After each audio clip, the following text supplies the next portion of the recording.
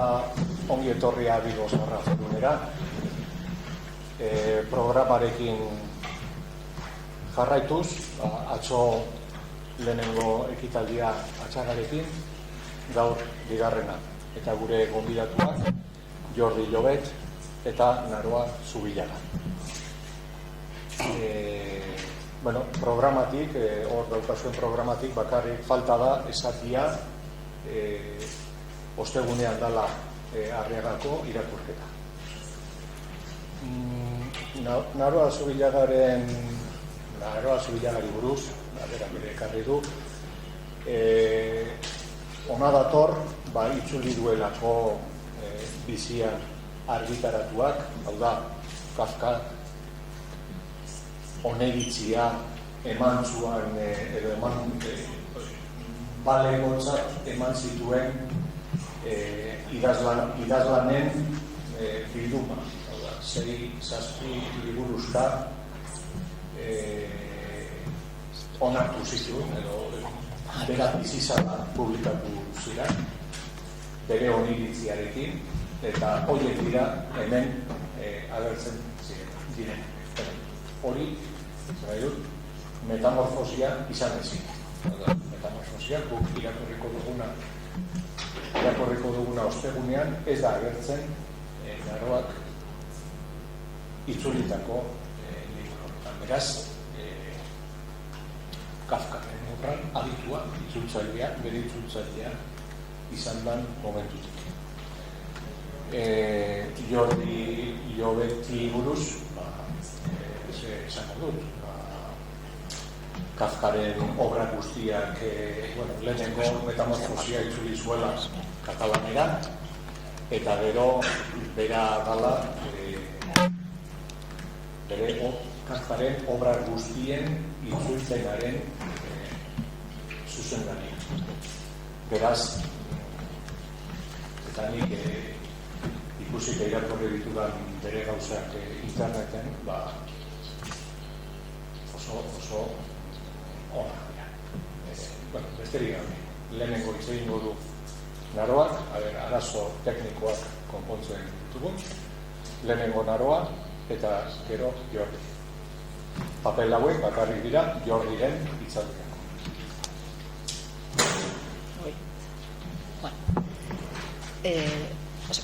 Eskerrik asko. Eta, lehenik eta behin tipikoa dirudien arren horrela hastea, eskerrak eman nahi nizkieke antolatzailei di ona gonbidatzagatik, ona itzaita etortzeko.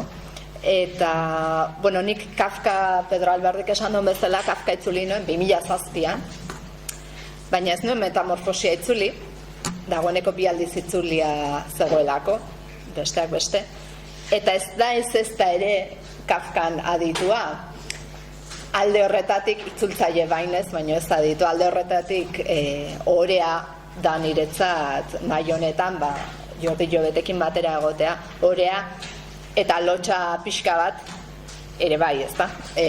Esan dudan moduan aditua ez naizelako. Beraz, gaur nik kontatuko dedana da nire itzulpena nondik nora sortu zen eta itzultzaile izan naizen aldetik nik nola ikusten dedan eta nola ulertzen dedan Franz Kafka. Eta bukaeran zerbait bereziagoa eskaintzearren zuei di, itzaldi honetarako egindako itzulpen txiki bat irakurriko dizuet, baina geroago esango dizuet, sorpresa, bukaerarako.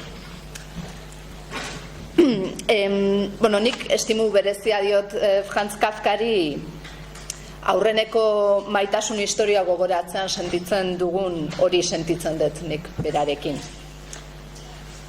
Haren ipuinak itzultzeko aukera egokitu zitzaidanean aspaldi ezagutu nuelako inpresioa izan nuen, eta uste dut hori askori gertatzen zaigula, baita literaturzale ez direnei ere, nork ez du bere ahotan erabili hau kafkatarra da espresioa, ondo jakin gabe zer esan nahi dugun horrekin, ezta? Eta hain zuzen ere, Franz Kafka betidanik ezagutzen dugula uste dugu.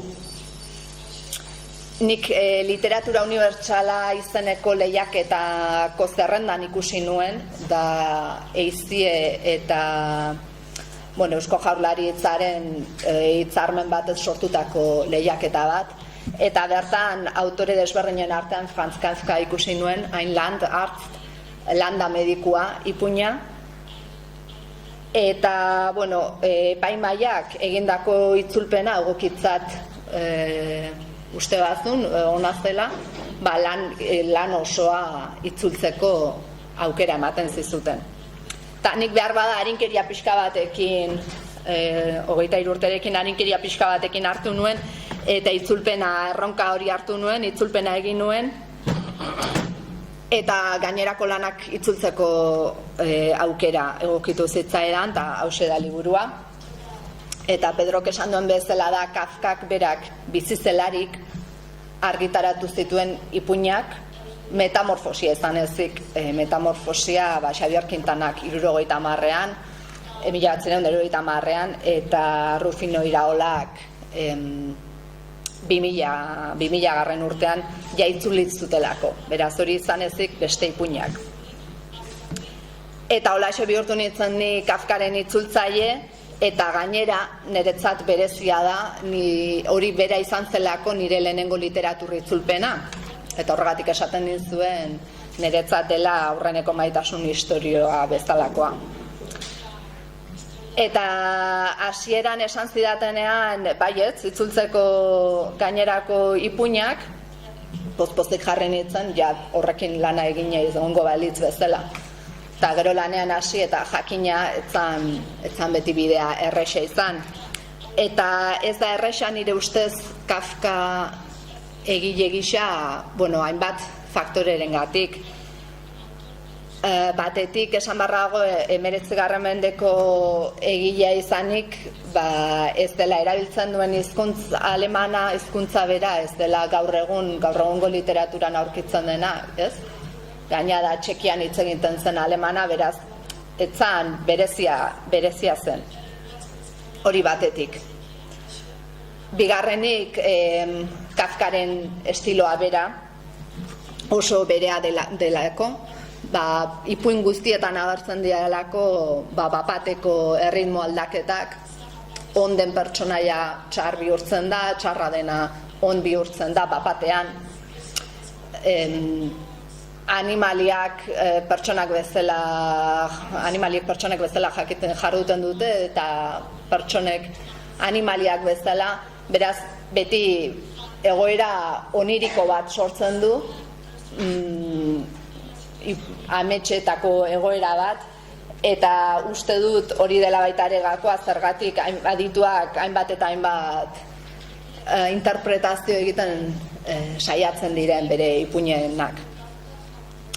Eta bestetik esan nahi nuke baita ere, erronka bat dela, euskarara itzultzea, ez alemana euskara nahita nahi ez kombinazio ezinezkoa delako, baina esan barra dago, oraindik ere ez dagoela guztiz sistematizatua, zenbait hizkuntza kombinazio ez daudela guztiz sistematizatuak. Badaukagu alemana euskara hiztegia, Elena Martinezek egina, eta bigarren hiztegia osoagoa egiten ari da David Lindemann, alemana, euskalduna, sarean jartzen ari da gainera, baina falta da ikerketa eta hausnarketa, nola itzuli alemanetik euskarara.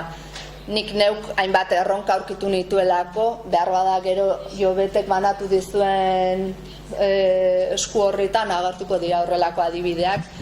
Nik uste bere berezitasunetako bat, edo niri bereziki zaila egin zitzaidan adibidez partikula modalen kontua izan zela, horiek nola itzuli, beti halako kontraesan bat sortzen duelako. Eta horiek nola hobekien itzuli euskarara, hor falta da ikerketa egiteko. Eta badiot, ez da pentsatu behar guztiz zaila denik alemanetik euskarara itzultzea, defendatuko nuke gainera, euskarak badituela hainbat baliabide erresten dutenak lan hori. Esate baterako alemanak askotan egiten ditu hitz elkarketak, eta euskarak ere badu baliabide hori. Eta askotan hitz edo termino berezi bat itzul daiteke horrela, bere horretan. Nola nahi den nire itzulpena egin eta ezinbestekoa izan zen, eta gaur ere hori azpimarratu nahi nuke zuzentzailearen papera, Inazio Mujikaren papera. Nik nire itzulpena egin eta Inazio Mujika editoreak hain zuzen ere Jordi Llobetek uste dut osatutako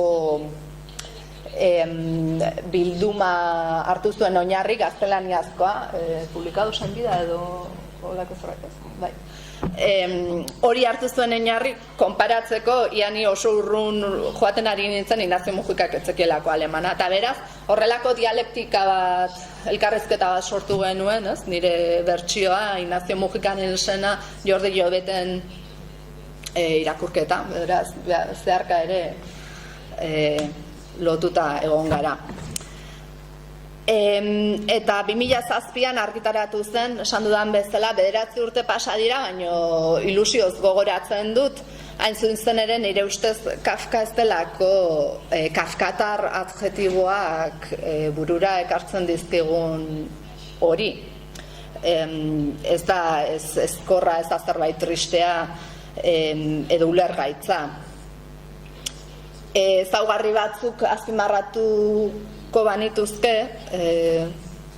askotan galdetzen dena, nire ustez nik azpimarratuko nituzkenak dira izan dela egile bat literaturak bizi duena, literatura zuena pasio, eta alde horregatik oso perfekzionista. Ez da horregatik uste zuen askotan berak egindakoa etzela askiona.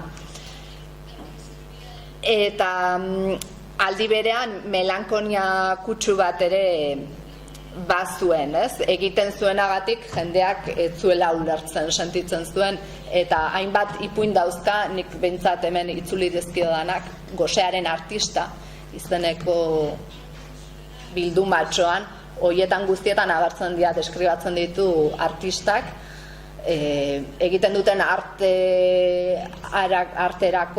artera guztiz emanak, baina ulertuak sentitzen ez direnak. Bestalde, baita xe deskribatzen du dena, oso deskribapen luzeak dira, 19. mendeko literatura da, eta beraz ez da gaur egun egidazten den literatura, deskribapen luzeak daude. Behar bada, berarentzat dena zelako literatura, baita emakume batek egiten zuen keinua eskuarekin, eta hori berarentzat horrek esan nahi berezia hartzen zuen. Eta hori ikusten da kontemplazioa izeneko ipuinetan, askoz lirikoagoak edo poetikoagoak dialako. Eta aldi berean, jende asko uste duenaren kontra, eta nik horregatik askotan animatzen dut Kafka irakurtzen, nik uste umoretsua ere badela, edo beharra da itzultzaile izan garen ontzat, hainbeste sartzen gara bere ipuinean, nire ustez ironia puntu bat edo umore beltza badu. Nik beti gogoratzen dut, bereziki ilusioz gogoratzen dut, akademia batentzako txostena, ipuina, non tximu batek hitz egiten duen, eta kontatzen du nola bezatu duten, nola harrapatu zuten oianean, eta kaiolan sartu, eta, bueno, zibilizatzeko helburuarekin. Eta berak, bere estrategiak, pertsona izateko, eta, horrela ez hil ez etzaten, beste irten bidea izan zela, zibilizatzea. Eta hori kontatzen du, baina modu oso nire ustez, oso umoretsuan niko goratzen dut ondo pasa izana hori irakurtzen. Badakit gero gaztelania antzerki bihurtu zela hori, tximu pertsona bat tximuarena egiten, eta hori kontatzen, behar bada euskeraz ere, egin beharko gonduke. Eta, orain bukatzeko, Jordi Llobeti hitzaman aurretik, esan bezala, irakurriko dizuet egindako itzulpen bat, ze egia esan, pentsatu zer kontatu nezaken, pentsatu nuen ondoen egin dezakedana dela, zerbait gehiago itzultzea eta irakurtzea hemen. Badira Kafkak bere emazte izan behar zuenari idatzitako gutunak, guztiak daude argitaratuta, hainbat gutun idatzi ziotelako elkarri, eta horietako bat aukeratu dut, euskeraz jakina ez daude, eta itzuliret, zuei irakurtzeko.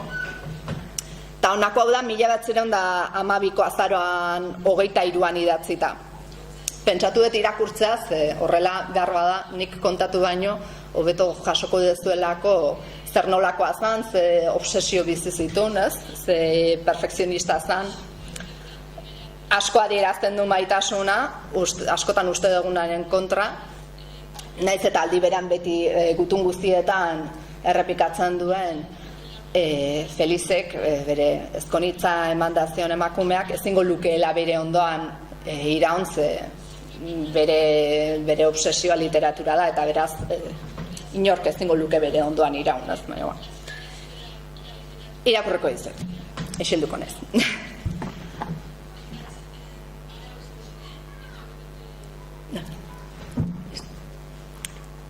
Ene maitea, jainko arren, nola maite zaitudan. Gaua da, oso berandu. Albo batera utzi dut nire istorio txikia. Azken biluntze hauetan batere landu ez dudan hori. Isilean, istorio handi bihurtzen hasi den hori. Irakur dezazun bidaltzeko esaten didazu. Nola egingo dut halakorik? Amaituta balego ere nola? Modu ezin irakurgaitzagoan dago idatzita. Eta hori araz ez balitz ere, izan ere orain arte ez baitzaitu eta zuzen ere idazki politiekin goxatu, hala ere ez dizut irakur dezazun bidali nahi. Bozgora bai, irakurri nahi dizut. Bai, polita litzateke. Historia zuri bozgore irakurri eta zuri eskua emanda egoteko behartuta sentitu. Historia ikaragarria baita pixka bat. Metamorfosia du izena. Izugarrizko beldurra eragingo lizuke eta beharra bada historioagatik eskerrak ere emango zenizkidan.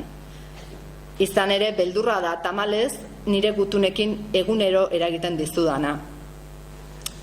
Ene maitea, kalitate hobeagoko paper hau erabiltzen hasi naizen moduan, hasgaitezen bizimodu hobe bat. Ohartuki egin ez badut ere, konturatu naiz azken esaldi hori idatzi bitartean, zuzen begiratu dudala gorantz. Orgoian zinatekela pentsatu, baina ordea orgoian ez bazina bezala. Tamalez alaxe baita, ondoan zaude, nire alboan. Eta hain zuzen ere ondoa da, ez zaitezela tronpatu. Hemendik aurrera elkarri lasaiago idazten hasten bagara, jainkoak egingo aldigu behingoagatik alako oparirik, orduan are argiago ikusiko duzu hori. Baina orduan hala ere, nire alboan geratuko alzara. Baina behar bada, egonarriak eta indarrak agintzen dute hor geratzeko, ezin egon eta ulezia goibelek leku egiten diguten tokian. Nire atxekabea handiegia da orain, eta hobenuen idatzi zanez banizu. Nire historio txikiko pertsonaiak ere ez du batere egun ona izan. Eta hemendik aurrera, uneoro biziko duen zorigaitzaren aurreko urratsa baino ez da izan gaurkoa. Nola egongo naiz bada umoretsu. Baina nire gutun honek eredu izan behar badu, ala zuk ere niretzat idazten duzun ohartxorik txikiena ere apurtu ez dezazun, orduan gutun on eta garrantzitsua da honako hau. Ez dezazula pentsa beti horren goibel nagoenik. Inondik ere ez. Puntu jakin bati dagokionez izan ezik, gainerakoan, inongo aldetatik begiratuta ere ezin kexa naiteke. Eta guztia, puntu beltz nabarmen hori izan ezik. Guztia bihur daiteke on, polit eta zure onberatasuna lagun eder. Igandean, horretarako denborarik eta gaitasunik badut, zure aurrean txukun eta berbezala azalduko dizkizut puntu horrekikoak. Eta zuk, behar bada eskubiak altzoan dituzula, nire eskaintza begietxiko duzu. Ene maitea, orain oheratzeko ordua da. Igande atsegina opa dizut eta niretzat zureganako pentsamendu batzuk. Listo.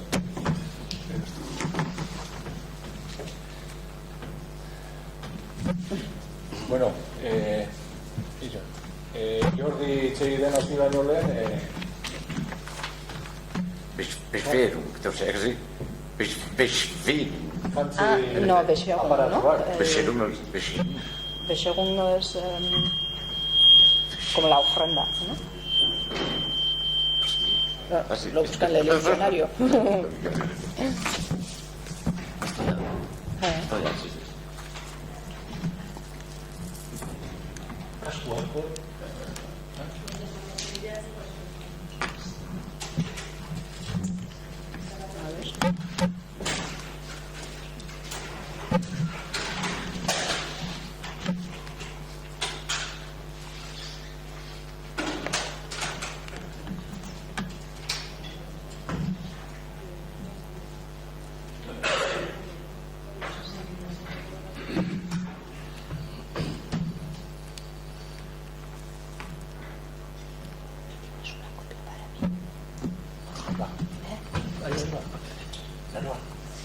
Ah, vale, vale.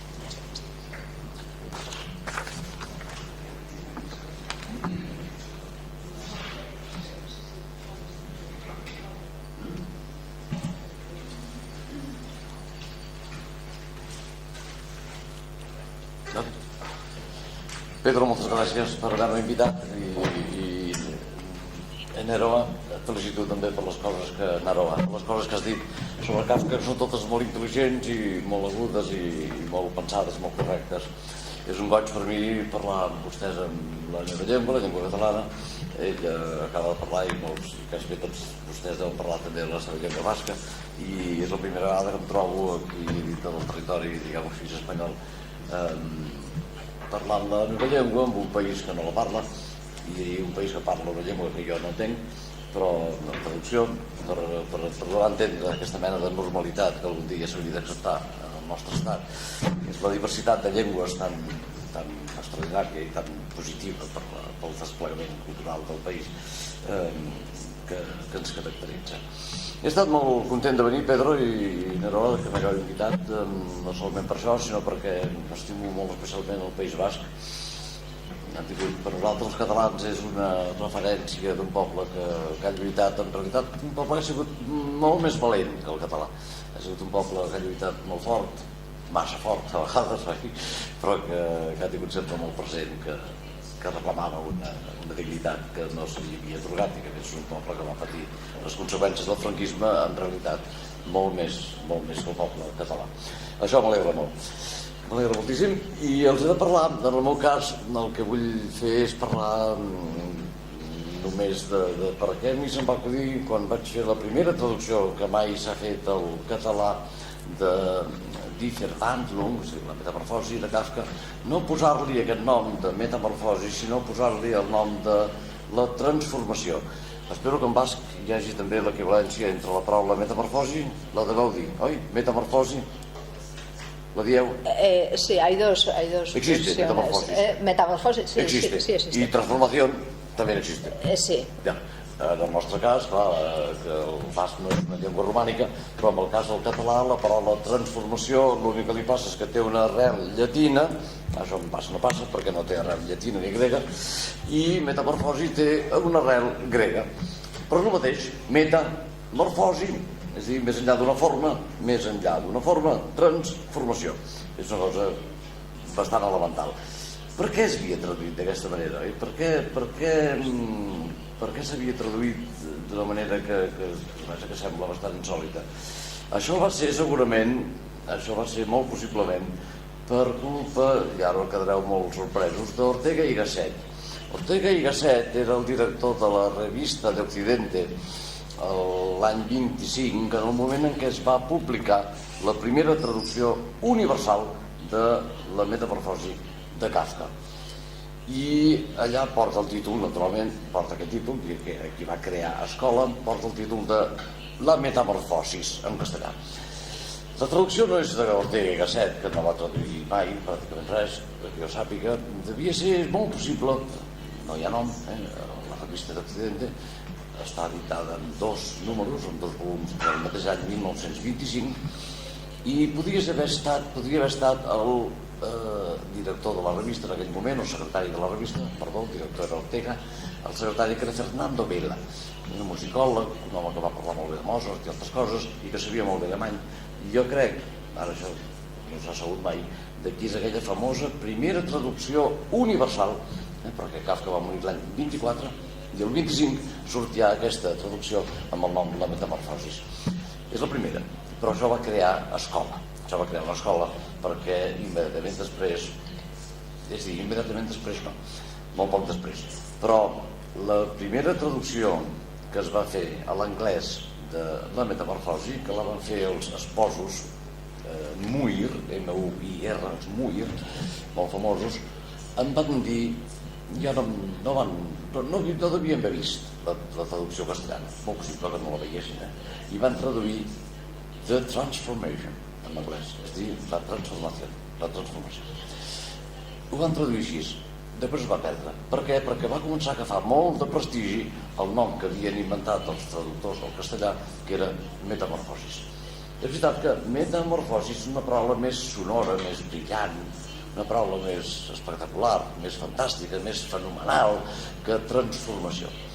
Transformació en basc es deu dir, com en català, amb una paraula de lo més corrent de la llengua basca o catalana. Una paraula que vam servir molt sovint, bastant sovint, molt més sovint que no vam servir la paraula metamorfosis. Jo no sé si vostès en basc fan servir molt sovint la paraula metamorfosis, però no ho crec. Ai, mira, el nen se va metamorfosejat i li han sortit les orelles més grosses, o alguna cosa així. No, em sembla difícil que es pugui fer servir aquesta paraula així com així. Per què? És paraula grega, és una llengua que ja està molt lluny del llatí, el llatí està lluny del grec. Les llengües romàniques, en el nostre cas català o castellà o gallec o portuguès o francès o italià, doncs és una llengua que està pròxima al llatí, les nostres, i per tant no acaba de correspondre posar en un llibre com aquest de Kafka de l'any 12, publicat l'any 15, no acaba de tenir sentit posar-li un nom tan rimbombant, tan espectacular com metamorfosis. Perquè a què remet? A què remet la paraula metamorfosis? Remet a les metamorfosis clàssiques, remet a Ovidi, remet a Apoleu, les grans transformacions mitològiques habitualment i molt sovint dels déus que es metamorfosegen, que això ja no ho diem, tampoc diem es transformen amb un cigne, un cisne, amb un arbre, amb un instrument de música, amb moltíssimes coses, ells i els homes. Però això són metamorfosis, totes elles que estan en el registre de l'irreal, el fantàstic, l'irreal i el fantàstic. I així ho entenien els grecs, els llatins, quan ho van fer també en llatí, quan llegien aquest tipus de narracions. Entraven en un terreny fantàstic, en un terreny de ficció absoluta, de ficció extraordinària, a diferència del gènere novel·la, que ja es feia també a Grècia i a Roma, amb un gènere d'inici, molt l'inici de la novel·la, on no apareixien tan habitualment o gens situacions fantàstiques o irreals o tan ficcionals. Llavors, clar, aquí es va cometre un error, al meu entendre, molt gros, però va quallar, va agafar, perquè és veritat que quan parles amb qualsevol persona de moltes llengües, que jo he visitat moltes universitats de molts països, o de bastants països, tothom coneix aquesta narració de Kafka, o bé amb la llengua original alemanya, Die Verwandlung, o bé amb el nom de La Metamorfosi. Jo em vaig atrevir molt, això devia ser l'any 1978, va ser la primera traducció que vaig fer, arribat recent de fer el doctorat a la Universitat de Frankfurt, i havia llegit en una altra traducció de Gabriel Ferrater, del poeta català Gabriel Ferrater, havia llegit la traducció del Procés, El Proceso, havia llegit que ell considerava, quan parla d'aquesta narració de Kafka, li diu la transformació, i ja ni explica res, i tothom la coneixia ja com La Metamorfosis, però no s'havia traduït encara al català. I després només va caldre que veiés unes declaracions de Jorge Luis Borges, que és un home important, Borges, que es va explicar, això es va recollir El País en un article de l'any potser 83, que vaig retallar de seguida, que deia Borges: yo traduje una vez unos cuentos que se añadieron a uno que ya se había traduït, clar, que és La Metamorfosis, que jo va fer més tard, y no sé por qué les dio por ponerle a este libro la metamorfosis. Y va a decir lo mateix, que us acabo de explicar. Va a decir cuando en realidad es una cosa del alemán más elemental, más corriente, y una palabra que no tiene más traducción en realidad que transformación. El fet és el mateix, si us fixeu, etimològicament, transformatio, en llatí, metamorfosis, o metamorfosi, en grec. És el mateix, anar més enllà d'una forma, canviar-la. Però, insisteixo, és més adequat a l'estil de Kafka, el sentit que té aquesta narració, que ens volia explicar una paraula corrent, una paraula domèstica, una paraula, com diem en català, d'estar per casa, o d'andar per casa. Això tiene traducción, en vasco, andar por casa. No, andar per casa, estar per casa en català, no caminar, sinó estar. Bueno, i amb aquesta referència ja tan important de Borges ja em va semblar i la de Ferreter i després això més o menys va agafar una mica, va quallar una mica, no molt, perquè quan un llibre es fa famós i un autor que ja ho és per ell mateix, Kafka és molt famós per ell mateix, com ha dit la Naroa, l'expressió una cosa kafkiana avui dia tothom l'entén. No sempre s'equivoca la gent, és a dir, aquestes expressions a vegades n'hi ha de molt equivocades, n'hi ha que són molt justes quan diem és una situació surrealista. Està molt ben dit sempre s'entén perfectament a què ens estem referint. Estranya, surrealista, com la pintura surrealista o la literatura surrealista. I quan diem kafkià tampoc ens equivoquem. Almenys no ens equivoquem respecte a tot l'aspecte de Kafka relacionat amb la burocràcia, amb el capitalisme dels anys 10 i 20 que ell va viure, la situació ell treballava en una companyia d'assegurances, una companyia de seguros. Imagineu una persona que veia aquestes coses tan complicades de resoldre afers de persones que s'havien fet mal i havien de cobrar, però llavors s'havia de valorar què valia el tros de dit que havia perdut. Però així, no sé si sabeu que el nostre cos té unes tarifes que varien molt, sobretot varien molt si ets futbolista. Si ets futbolista, les cames valen molt i els braços valen molt poc. En canvi, si ets boxejador, els braços valen moltíssim, com les cames del futbolista, les cames també, però els braços més, etc. Si ets músic, l'oïda val molt. Jo que no hi sento d'aquesta oïda, no em van donar res, clar, perquè no era músic. Si haguéssim un músic, potser m'haurien donat alguna cosa.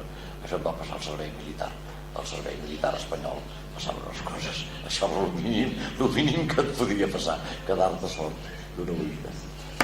Bueno, aquesta és la qüestió, amics i amigues. La qüestió és que la narració no té per què complicar-se tant. El propi Kafka, quan recorre a mites grecs, ho fa d'una manera també reconvertint-los en una situació com domèstica, molt familiar, molt nostra. Això passa al Silencio de las Sirenas, a Don Quijote i Sancho Panza, que és un mite modern, diguem-ho així, però és un mite. El buitre, que és una adaptació del mite de Prometeu, o la muralla xina, o Ante la ley. En fi, són narracions de Kafka, algunes deuen estar aquí dintre, que ha traduït la Naroa, que fan una reelaboració del mite amb un sentit familiar, domèstic, com deia abans, d'andar per casa, etc. I una altra cosa, el propi registre de la llengua de Kafka, que la Naroa deu conèixer molt bé, quan s'ha posat a traduir això, és un registre que no és exactament el de Thomas Mann, per exemple, que és un contemporani seu, va viure més, però és contemporani seu, es van conèixer mútuament, es van llegir mútuament, i que Thomas Mann, que jo també he traduït, és enormement difícil. És enormement difícil, que fa una frase molt llarga, molt elaborada, i com el poeta alemany txec, de fet, de Praga, com Kafka, Rilke, Thomas Mann anava a buscar diccionaris del segle XVIII, diccionaris antics de la llengua alemanya, per introduir al segle XX paraules que estaven completament en desús, paraules que ja ningú coneixia. No és el cas de Kafka. Kafka tenia un alemany, la Naroa ja ho ha dit, un alemany, el que es parlava del regne de Bohèmia, que sempre havia sigut alemana parlant, el regne de Bohèmia, fins al final de la Segona Guerra Mundial. Jo vaig conèixer a Praga una neboda, l'última que quedava, neboda de Kafka. Bueno, quan la vaig conèixer encara vivia una germana seva a Londres i l'altra vivia a Praga. Vera, de casada amb un tal Saudek, Vera Saudekova, amb genitiu, cosa que tenim en llengua basca i no tenim en català, el genitiu. Vaig molt de pressa, oi? Vaig molt de pressa, em va seguint, perfecte. Vaig estar a casa a la neboda, ens ho vam passar molt bé, i ella també em deia això. Deia, el meu oncle l'han magnificat i l'han complicat excessivament, l'han complicat més del compte. El recordava de molt petita, ella era molt petita, ja es veu que totes les germanes, la mare d'aquesta dona, va morir com les 3 germanes de Kafka van morir al camp de concentració, diferents camps de concentració. Kafka ja s'havia mort, va morir l'any 24, si no li hauria esperat aquest mateix destí, segur, sense cap mena de dubte. Tota la família de Kafka va desaparèixer. És un cognom txec, però típicament txec jueu. I a més la mare era absolutament jueva, la mare de Kafka, aquesta sí. Doncs el regne de Bohèmia, quan vaig parlar amb aquesta dona, em deia, no, nosaltres hem parlat en alemany des de sempre, i això que jo ja estic parlant de l'any 74, 1974, però sempre hem parlat alemany, i quan anem a Alemanya ens diuen que tenim un lèxic pobre, que no tenim prous paraules. Clar, perquè era un territori ficat dintre de Txèquia on es parlava majoritàriament una altra llengua, la llengua txeca. Doncs ho vaig acabar d'entendre que la llengua de Kafka no té per què complicar-se gaire, no, perquè no té aquestes filigranes, que té Thomas Mann o Stefan Jorge, els poetes sobretot, i aquests que van a buscar, com us deia, diccionaris antics per poder dir alguna cosa extraordinària. En definitiva, ara només us volia fer parar l'atenció, amb aquest full que teniu, d'uns quants exemples de traduccions de la transformació o la metamorfosi de Kafka que ja es veu que l'han encertat o no l'han encertat, no? Ho han fet bé o no ho han fet bé. La primera de totes, no ho teniu numerat, però ja us diré quin és. La primera de totes és la que es troba, això sí que teniu un número de pàgina, sí, número 2, número 1, al davant i al darrere. La primera de totes és la versió alemanya, que no us llegeixo, la Nora l'ha de conèixer molt bé, que és d'una senzillesa bastant extraordinària. Als Gregors eines Morgens aus unruhigen Träumen erwachte, fand sich in seinem Bett zu einem ungeheuren Ungeziefer verwandelt. Aquí ha sortit una paraula estupenda, que és Ungeziefer, en alemany, que no és exactament un insecte. No sé, en català no hi ha paraula per traduir-ho, no n'hi ha. Jo vaig haver de posar un insecte. Ungeziefer no és un insecte, és el que en castellà se'n diu un bicho. ¿Teniu paraula? Sí. ¿Que si tenemos palabra sí, para bicho? Sí. Me n'alegro. En català no. No, en català no tenim. No és un animal, un bitxo. I una cosa més.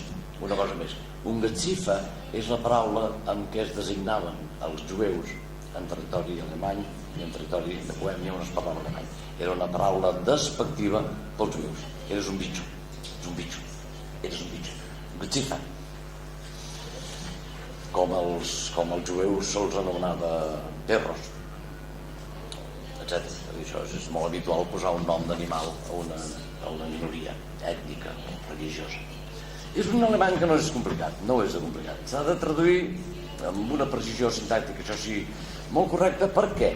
Perquè imagineu-vos, em puc imaginar ara perfectament també la Neró i qualsevol de vosaltres si escriu, amb quin compte ha d'anar quan escriu en basc. Perquè no és una llengua, diguem-ho així, amb prou literatura viva i activa i en prou situacions en què la llengua es posa en vitalitat. Ja ho sé que certes zones més que altres, però li falta desplegament, com li falta també el català, estan dominades per la presència tan poderosa de la llengua castellana. Però em puc imaginar ella o qualsevol que tradueixi Kafka doncs veient una sintaxi senzilla amb alguna paraula una mica potser complexa, però que no és paraula d'especialista, no està treta del diccionari, i mirar de trobar en basc un equivalent senzill, passador, agradable i perfectament comprensible, que és el que té la llengua, l'original alemany. I per això tenim ara unes versions que podem veure. Per exemple, la que jo trobo perfecta, la més perfecta de totes, que és la que potser va llegir l'amic Mujica, perquè jo he traduït la metamorfosi o la transformació, només això, de Kafka. L'he editat molt, això sí, les obres completes de Kafka de Galàxia Gutenberg les he preparat ja, he anotat i tot plegat. Però els traductors són els altres, perquè jo he de confessar-vos, amics, que com que soc de pare i mare que parlaven català de tota la vida, i per part de pare soc, a més, de pagès, no domino la llengua castellana. Quan em demanen alguna cosa per traduir, dic, no en sé. Bueno, si todo el mundo habla castellano en España.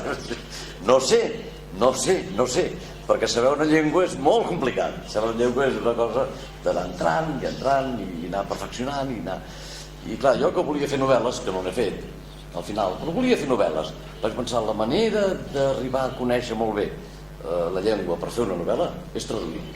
A traduir trobes una llengua estranya, francès, he traduït el francès, anglès, italià, alemany, portuguès, de moltes llengües he traduït, amb molt de gust. Quasi sempre el català, quasi sempre. Una cosa en castellà he fet, però molt poques. No en sé. I això. I bueno, doncs, de tant traduir, al final n'he pres bastant. N'he pres molt de català. N'he pres molt. Ho diuen, a Barcelona i a Catalunya ho diuen. És el que sabe més, el que sap més català. Però perquè m'hi he passat la vida estudiant-lo i anant-hi a fons. Això és el que heu de fer aquí al País Basc, és molt important. És molt important que hi hagi premis per a traductors, premis per a escriptors, escoles d'escriptura. És enormement important que es faci un esforç perquè la llengua no sigui solament una cosa de famílies de la muntanya, de l'hòstia, no, que s'escanvi. És qüestió de més d'un parell de generacions. Però tot això, a més, amb un substracte literari que li dona més altura. El que dona altura, en realitat, i molta vida, i molta altura, a una llengua és que tingui una bona literatura. Sempre. Això és el que li dona més altura. Perquè parlant, les llengües degeneren. Només parlant degeneren. Això és el que li va passar al llatí. El llatí va anar degenerant, llatí vulgar, i va degenerar, diguem-ho així, en castellà, català, italià, francès, portuguès, gallec, etc. Es va perdre. I llavors, a partir del moment que... Per què? Perquè la literatura llatina de la baixa edat mitjana és pobra. És molt pobra. És molt limitada, enormement limitada. I llavors, clar, el que va passar que és molt bonic. Per això tinc ganes d'anar aquí a Sant Millán de la Cogolla, on Berceo va escriure les primeres coses en llengua castellana, és veure com quan es van fundar les llengües romàniques, totes les llengües romàniques, francès, català, castellà, etc., es va fer un enorme esforç de producció literària perquè quedés fixada la llengua a través de l'espai literari. Això és importantíssim. És importantíssim i us animo a tant de bo saber que és basc. Perquè si ja saps, com jo, que si 7 o 8 llengües, moltes, bastantes, vinga a estudiar llengües. Si ja en saps 7 o 8, no pots aprendre basc. Ja no ve d'aquí. És complicat, Per una persona que s'ha format amb llengües totes provinents de l'indoeuropeu, del sànscrit, el que es parlava a l'Índia. D'allà venen totes les llengües d'Europa, menys dues. L'hongarès, potser el finès, el finlandès tampoc, finlandès, hongarès i basc, que són d'una família absolutament desconeguda. Això ho saben tots els bascos. Absolutament desconeguda. No se sap d'on va venir i com es va formar i com es va crear. Els últims segles, sí, esclar. Els orígens d'una llengua. Els orígens. Molt bé. Treballeu-la molt, multipliqueu-la en llibres de categoria. Total, aquí tenim la versió que em sembla més bona de totes, la pàgina 2. Hi ha un 2 aquí a la cantonada. La que em sembla millor de totes. Mireu quina senzillesa. Cuando una mañana, coma, és un adverbi, és adverbial, això és circumstancial. Cuando coma una mañana, Gregor Samsa. Aquesta rodoneta vol dir que hi ha una nota a peu de pàgina o al final del llibre que no us l'he posada, naturalment. És on jo segurament comentava que Samsa s'ho va inventar Kafka. Fixeu-vos bé si és una història personal seva, que ell va dir això és un anagrama de Kafka, on hi ha les Ks hi ha les S, i on hi ha la F de Kafka hi ha una M, però les A's estan igual. Samsa, Kafka. li diu a la seva nòvia, una carta com d'aquesta sèrie que acaba de llegir Naroa. Cuando una mañana Gregor Samsa se despertó de unos sueños agitados, se encontró en su cama transformado en un bicho monstruoso. Perfecte pel bicho, monstruoso, un Gehoyer, és correcte, correctíssim. Però mireu, aquesta traducció ja es diu la transformació. Aquesta ja es va dir així. Jo era l'editor i els vaig obligar. O se llama así o no hago de editor. I diu que s'havia transformado. Aviam, el verb és el mateix. Verwandelt. És la mateixa paraula que el títol del llibre. Verwandlung. Verwandelt. La mateixa paraula, perquè una cosa és un verb, l'altra cosa és un substantiu. Com és que tothom diu la metamorfosis i quan arriba aquí tothom diu se ha transformado? Mireu a l'esquerra. Una mañana, cuando Gregor Samsa despertó después de un sueño intranquilo, se encontró en su cama transformado. Mireu a dalt. Al despertar Gregorio Samsa una mañana, tras un sueño intranquilo, encontróse en su cama convertido. Mireu a la dreta, la meva traducció. Quan un matí, a dalt, que hi ha un número 1 gros, quan un matí Gregor Samsa va despertar-se d'uns somnis neguitosos, això és incorrecte, això ho hauria de canviar. Els somnis no són neguitosos, són intranquils, més aviat, són agitats. Es va trobar llit transformat, etc. Només una, que ja la veurem ara d'aquí una estona, d'aquí ara mateix, vaja, només una traducció porta la paraula metamorfoseado, que això ja és una cosa que aquesta sí que ja no la diu ningú. Es pot parlar de metamorfosi, però el verb metamorfosear-se no ho he sentit mai, ni en català ni en castellà, ni en cap llengua romànica, vaja. Era un bicho monstruoso. Tornem a la traducció de Juan José del Solar. Veieu? Molt bé, un bicho. Això és el que s'ha de dir. Aquí en aquest díptic que us han donat, o en aquest díptic, apareixen unes potes que jo diria que són d'escarbat. Que n'hi ha tres que són tres d'un costat, hi ha l'escarbat, i tres més a l'altre costat, total 6. Són les potes que té un escarbat, coleòpter. 6. Si un llegeix detingudament aquesta narració de Kafka, entén perfectament que el bitxo que es transforma Samsa és un escarbat. No és un cuc, no és un saltamontes, no és una llagosta, no és un tiempiés, no, és un escarbat. Ho diu claríssimament, la panxa, les primeres línies, fixeu-vos bé, y hacía sobre su espalda, la mateixa versió de Juan José del Solar, dura como un caparazón, perdón, y al levantar un poco la cabeza, vio su vientre abombado, como el de l'escarbat, pardo, como el de l'escarbat, segmentado, exactamente también como el escarbat, por induraciones en forma de arco, sobre cuya prominencia, del ventre, el cubrecama, a punto ya de deslizarse del todo, apenas sí podía sostenerse. Sus numerosas patas, d'aquí és d'on t'ha sortit la idea que era un centpeus. Un centpeus. Un cuc no, que els cucs no tenen de peus. Però un centpeus sí, en té moltes. No sé si té 100 o 80, però en té moltes. I per això se li diu centpeus. No, que no són numeroses pates. 6 potes, si tu n'has tingut sempre 2 només, i estàs un dia que estàs convertit en un escarbat, i en veus 6, agitándose, com diu aquí, o temblaven indefensas ante sus ojos.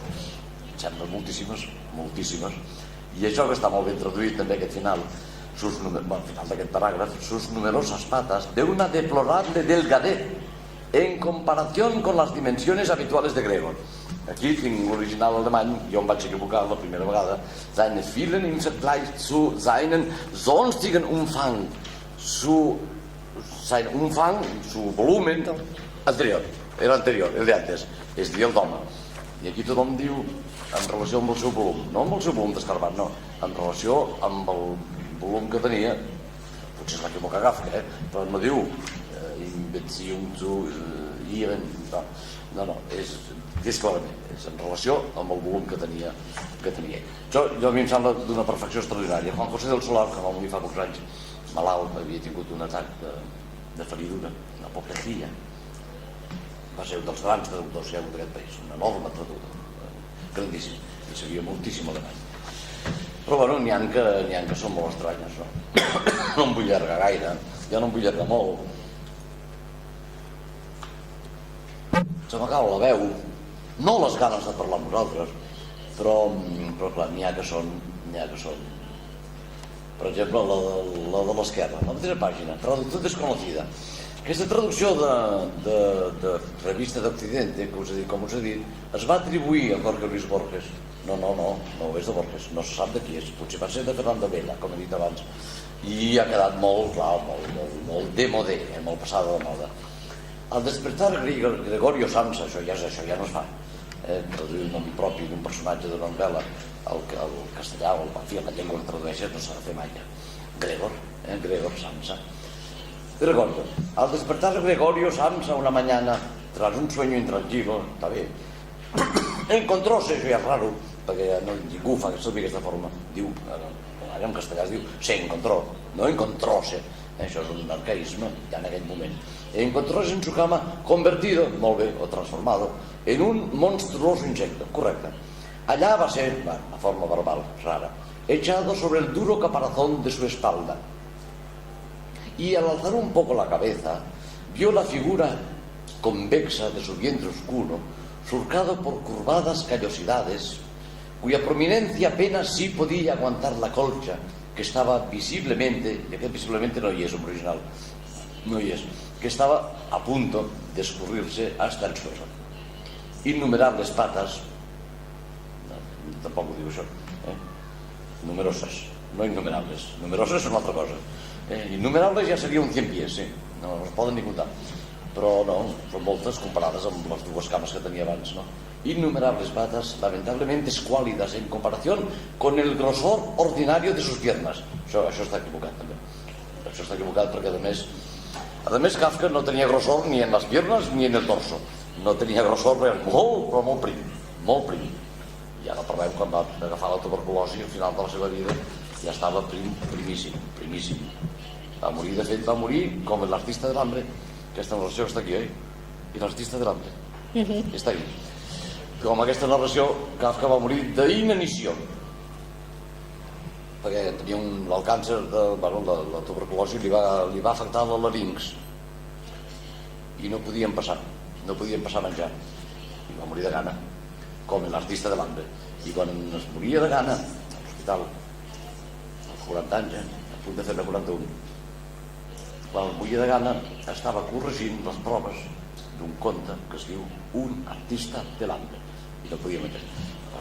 Una cosa que agafa una dimensió anecdòtica, si voleu, però tan extraordinària, molt extraordinària. Doncs bé, això està mal posat. En comparació con el volumen del resto de su cuerpo, perdó, estava dalt potser, sí, en comparación con el grosor ordinario de sus piernas, ofrecían a sus ojos el espectáculo de una agitación sin consistencia. Això també està malament, no és sin consistencia, és una agitació hilflos, no pots fer res, que no pots fer res, que es mouen quasi bé soles. Indefenses tampoc està molt bé. En castellà també va posar indefenses, la falta de solar, no sé què s'hauria de posar, però aquí teniu moltes versions, després a casa us ho mireu amb calma. Però mireu-ne una altra, gireu el full, el que és el número 1. Aquí n'hi ha una que és valenciana, ja es veu que el valencià és un dialecte del català, això també, això dels dialectes és un dir. Totes les llengües romàniques són dialectes del llatí, això sí que és veritat. Hi havia el llatí i van sortir molts dialectes. Català, castellà, etc. Portuguès, francès, italià. Això sí que és veritat. Llavors, bueno, també vols dir el valencià, el mallorquí. Totes tenen rang de llengua, totes. A Catalunya sí que es pot parlar de dialectes, dintre de Catalunya. Això sí. Dialecte del Pegebre, dialecte del Pallars Jussà, la muntanya, etc. Però mireu això. No cal, aquesta valenciana no la llegim. Però tenim a sota una que està molt malament. La de sota de tot. Traducció de Margarita E. de la Sota. A sota, a l'esquerra.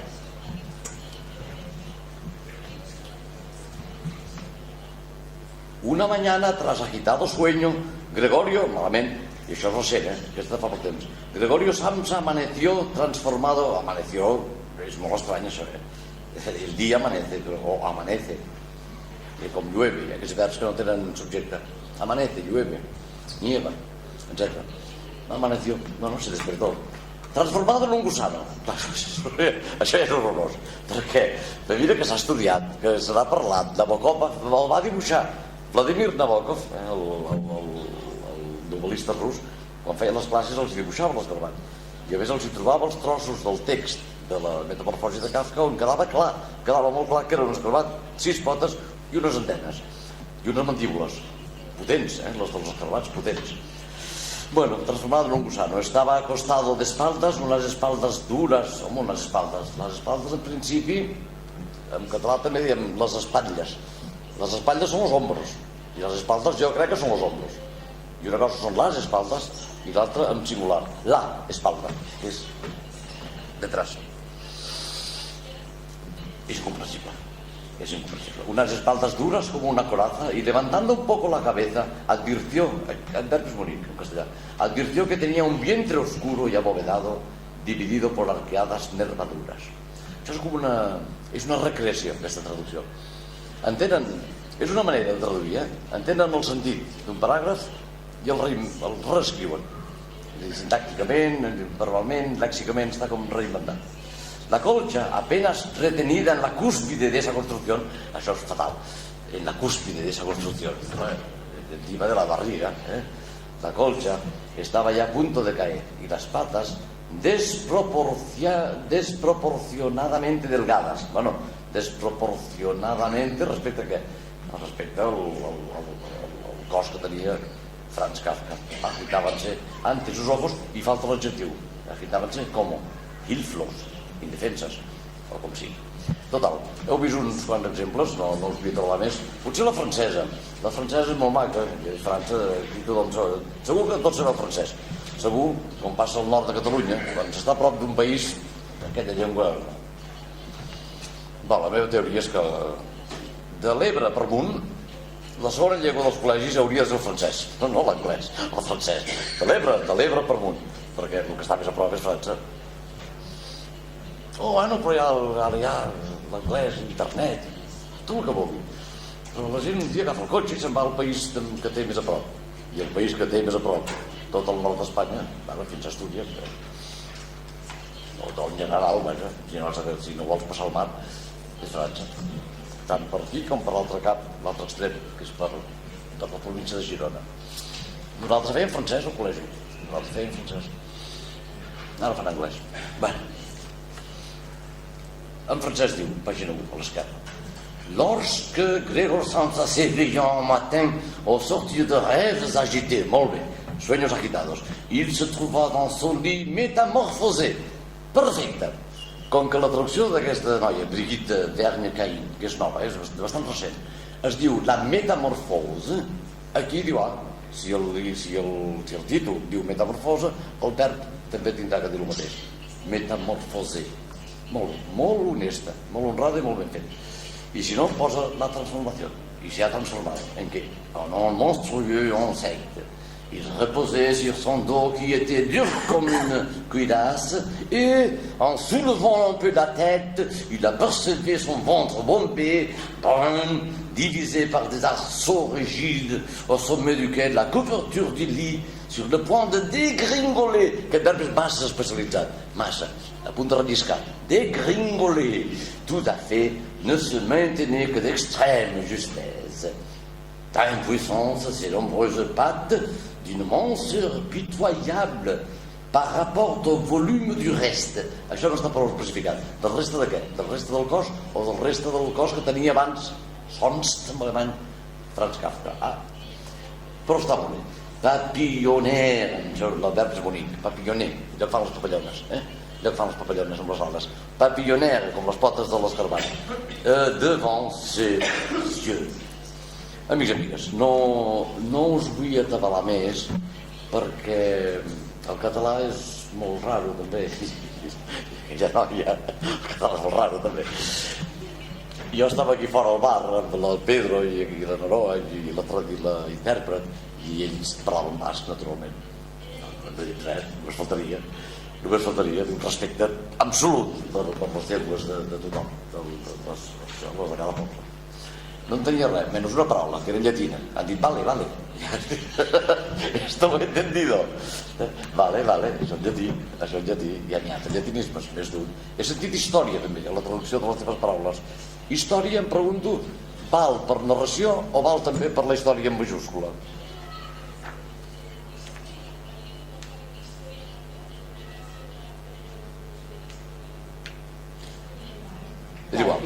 las dos cosas, como en castellano como en catalán, igual.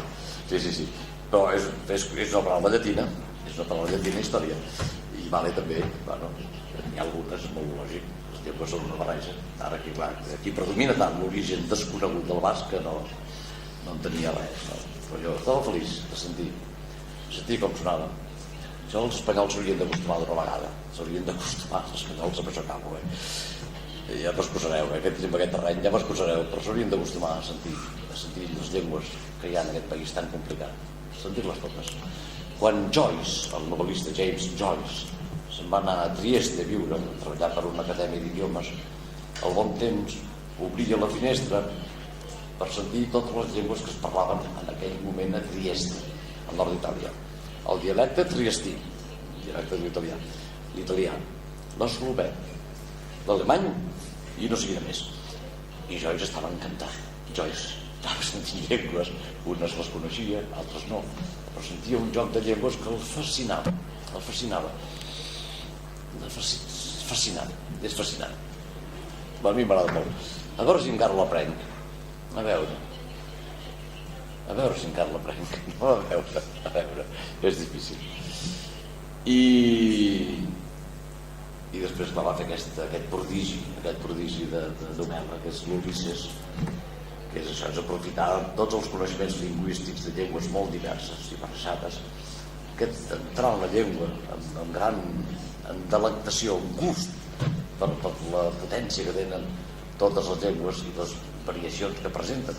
Ara us podria haver portat aquí traduccions angleses de la metamorfosis o la transformació d'altres llengües, italiana, i hauríem vist lleugers matisos inevitables.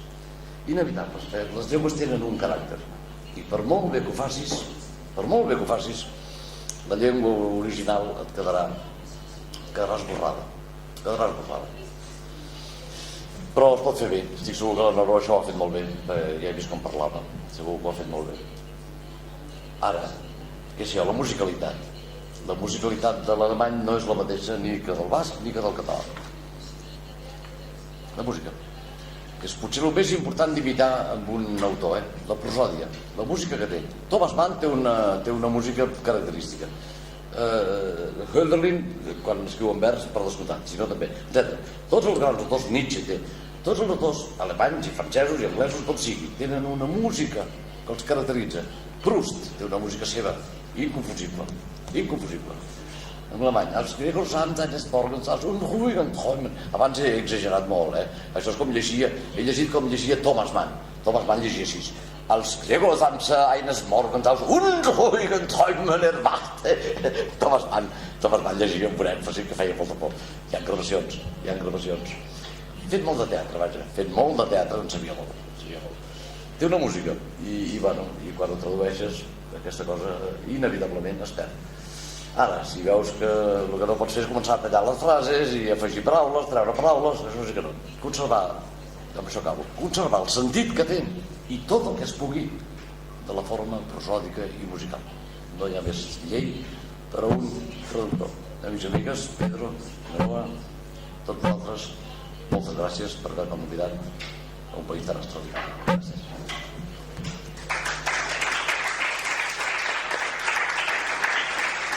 Bueno, ya ni siquiera hablamos de castellano, ¿no? Es más fácil, ¿no?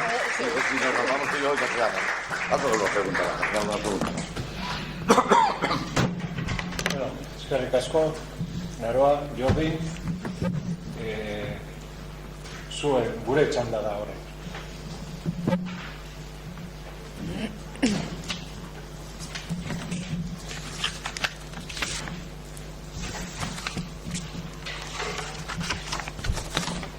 Si hay alguna pregunta, ¿no? Sí. Vale.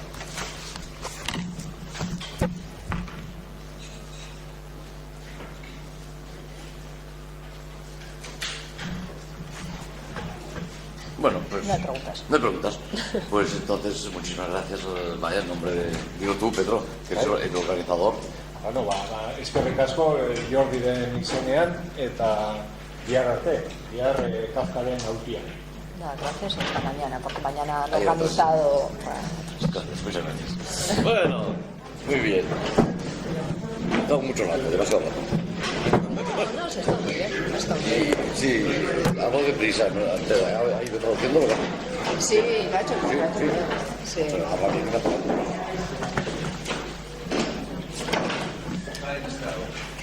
Esto es lo más raro que me ha pasado en la vida y nunca más me pasa, seguro. De ir a un país donde Nadie te comprende, ¿o qué? donde hablo mi lengua y se traduce simultáneamente.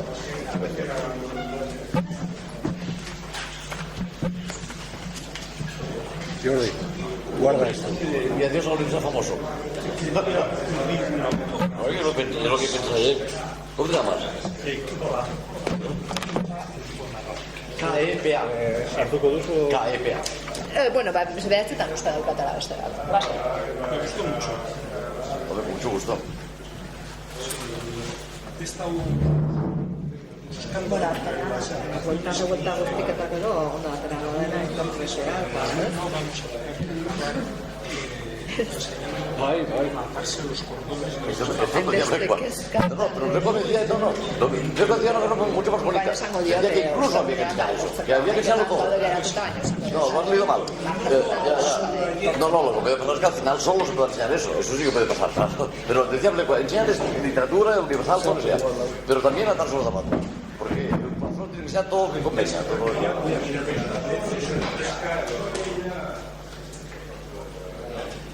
Alforta. Artola. ARTOLA. Aquí lo ponen, ponlo ahí, sí. Así de ponte el apellido. Mano de Dios, qué complicado. Altanaga.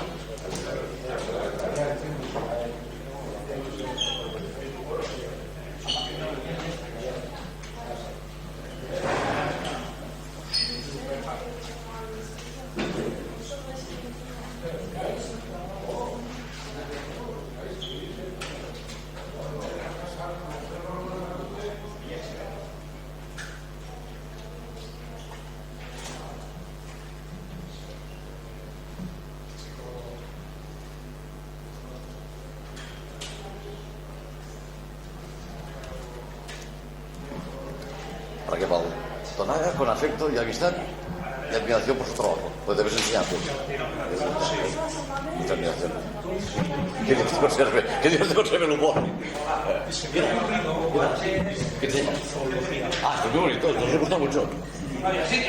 Esto nos gusta mucho, la literatura, ¿no? Y aquí tenemos empezado con la metamorfosis, la transformación. ¿No será que el término en alemán se refiere a la metamorfosis?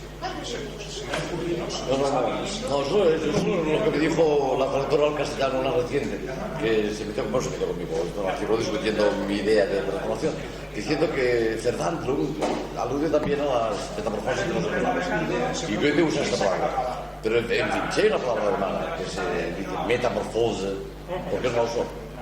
Por alguna razón. Esto es porque me gusta más explicar, porque quería una palabra sencilla para dar a entender que era una especie de alusión a la transformación de un hijo de familia en un bicho rojo. Que no existe, que no tenía poder explicar el sentido de esta relación. Más que luego, pero esta es la cuestión. Transformar un bicho raro en el seno de una familia burguesa. A ti, por aquí. Adiós, Ay, perdona que os interrumpa, Es que como me tengo que ir, nos vemos el jueves en Vitoria. ¿A qué hora es? A las 11 ¿A cuánto empieza. tarda en ir de aquí a Vitoria? Una hora sí. 1 hora y cuarto. ¿No? 1 hora y cuarto, Hora y sí. media, por si acaso. Sí. ¿Dónde hay que ir? Facultad de Letras. Te voy a dar también mi número de teléfono. Eso. Que viene conmigo un compañero, un ex estudiante mío, que él usa móvil, yo no. Ah, vale. ¿Dónde te puedo apuntar? Se nota, ¿no? Que no soy muy antiguo. Mejor. Mucho mejor. Mucho más antiguo que moderno. O un pasaparana.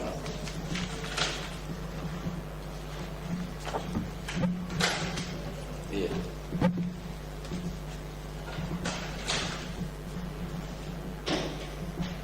Oye, Nora, ¿por qué no me haces preguntas tú? Es lo más bonito. El jueves. Esto es lo que he dicho. Entonces tú, prepárate unas preguntas. Y hacemos... ¿quieres- No, vas a hacer trabajar? cortas. No cortas. Jordi, ¿tú por qué pusiste ese título? Vale. ¿Y tú conociste a la familia Kafka? Ya está, si voy explicando cosas así. Vale. ¿Vale? Hago un guión, vale. Haz un guión. Y si ves que me faltan preguntas, ¿Y cómo traduciste a Gertrudis? Vale. No lo he traído, pero lo comentaré. vale. Pues estos son gente que ha traducido, que conoce bien el alemán, ¿no? Sí, los que van, a ver cuántos vamos, ¿de jueves? igual vamos a estar solo 4, o sea, profesores de la universidad de traducción, así que bueno, nos va a interesar. Todos bienvenidos, todos bienvenidos. Empieza a las 11, pero 11. quedamos, si te parece, 10:30, ¿no? Uy, qué temprano tengo que levantarme. Bueno, es para... Ya me he levantado muy temprano hoy. Que Barcelona es un buen camino. 10:30 en la entrada. Entrada de la zona de letras. Sí. ¿Y esto dónde estáis? Cuando llega a Vitoria, que... ¿No tenéis GPS? Por lo menos que GPS, no sé lo que es eso. ¡Qué gracia me hace! Estamos de rato, muy tan joven. Estáis joven. Como para explicarte ahora... A ver, bueno, igual, pero ¿qué salida? ¿La primera o la segunda? De Bilbao, en coche. Pues tienes que entrar por Lacua, entrada es Lacua. Entrada Lacua. Y entonces de aquí vas a la avenida Gasteiz. Vale, eso está bien. Gasteiz. Gasteiz, Vitoria Gasteiz. Ah, Gasteiz. Y de aquí pregunta alguien dirección a la estación y hay... Ah, ¿y está cerca de la estación? Sí, y hay preguntas por la facultad. Está. Pero bueno. No, esto me viene muy bien. Vale. Nos vemos el jueves, a ver. Me viene de maravilla. Guapísima. Muchas gracias. Sí, pero tampoco no está claro de qué, porque Pedro es lo muy etéreo. Y me dijo, no, tú ve hablando siempre lo mismo. Claro, no sé, tenemos que montar algo distinto. ¿Eres tú la que se encarga de eso?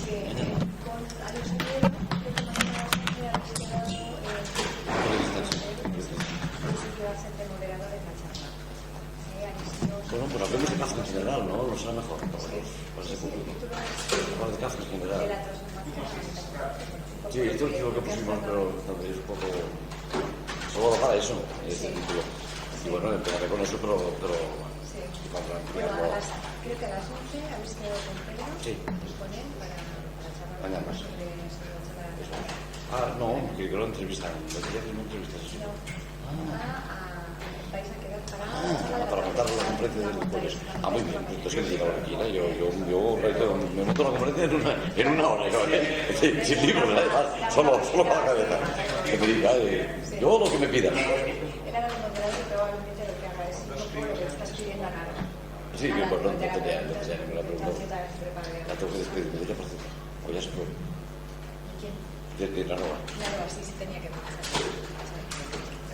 Simplemente quería... Pero todavía no me he enterado si hay una traducción o no de la metamorfosis en vasco. La hay. Hace unos años, ¿no? Hay dos realmente, me parece. Y por ahí metamorfosis. La metamorfosis ya. Ahora, ¿qué pasa? Es un río. Habría que poner una palabra vasca. Puede ser. Venga. Ya me estaba dando bueno. Sí, no. Bueno, a ver si consigues avanzar. Lo primero que tienes que hacer es mirar a ver cuál es el modelo de verdad. Fijarte cuál es el modelo de verdad. Yo hasta ahora los tres que he tenido, No, si yo con el móvil. 150 millones de veces, con las Asus, bueno, ya un punto de esas. Y siempre